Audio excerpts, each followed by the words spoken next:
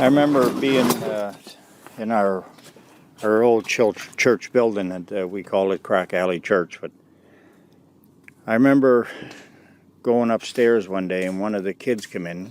She was probably 9 or 10 years old.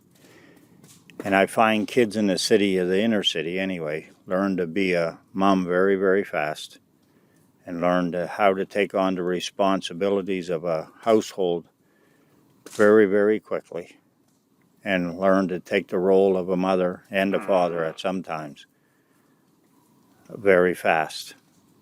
And one of these kids come up the stairs, and her mother just had her 7th or 8th baby, and she had the infant in her arm in a proper little carrier. And she come up and looked at me and put the baby down, and she slid down the wall, and she said, "Bobby, this is baby number 8 that I gotta bring up." And she said, I can't take it anymore.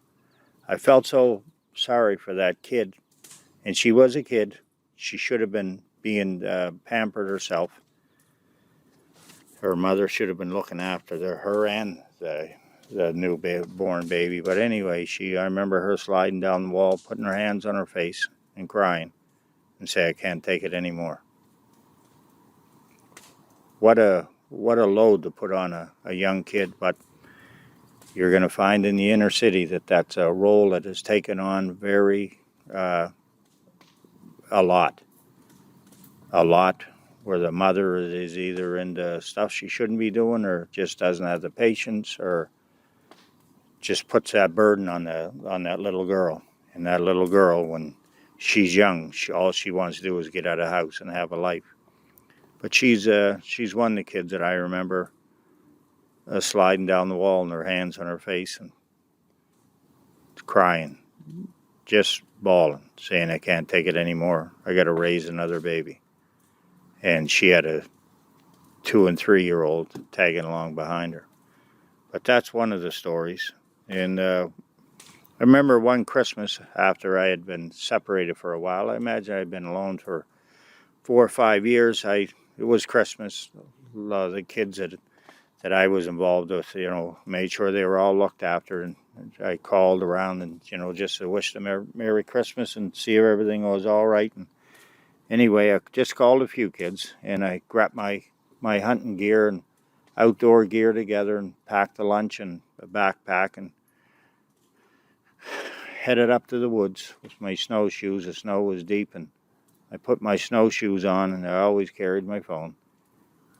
I put my snowshoes on and started heading up a mountain that I hunted with my grandfather, and a lot of good memories up there of either with my grandfather or spending time talking to him, and when he left this earth.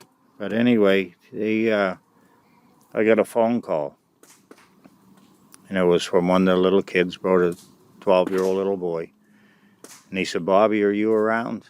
And I said, "Yeah, I'm not far away. What's the matter?" And you could tell he was upset. And he said, my grandfather just died. This was Christmas Day.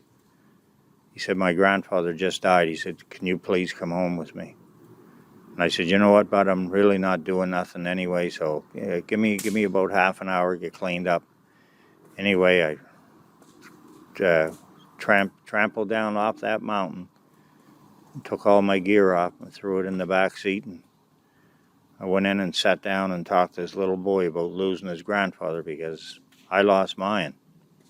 And even when I lost my grandfather, I was 32 years old. It hurt like I was a little kid, and it hurt for a long time. And I certainly understood the heartache and the pain, and not understanding no kid does, the way of death and the things that happen and the hardships that you endure, especially if you're close to them. Mom, Dad, when you lose somebody, if you're close to them, you are in for it. Anyway, I was sitting down. They took him out and had a bite to eat and talked to him about my grandpa. And we turned the crying into smiling. And I said, "Your grandpa's a lot like mine." And I said, "He certainly made a difference in my life. And your grandfather made a difference in you. And your grandfather want you to be very, very proud. And I said, even though it's a sad day, and I said, you put your grandpa in heaven. No more pain, no more sorrow, no more heartaches, no more needles, no more poking around, no more illness. I said, he's gone home. But anyway, I said, and someday I'm going to see my grandfather again, and so will you.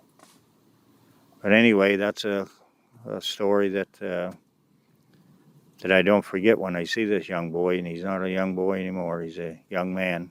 And to see him and think of the hardships, but these kids need somebody, and I just, all they tried to be to the kids is nothing special. Just someone that cared and a friend, and someone to listen.